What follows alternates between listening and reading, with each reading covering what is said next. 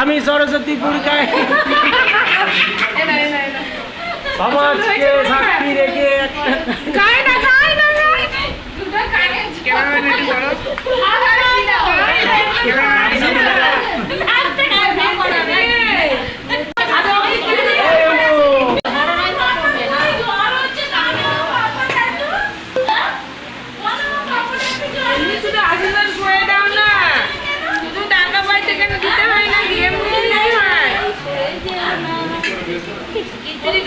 তিনবার দেবে তো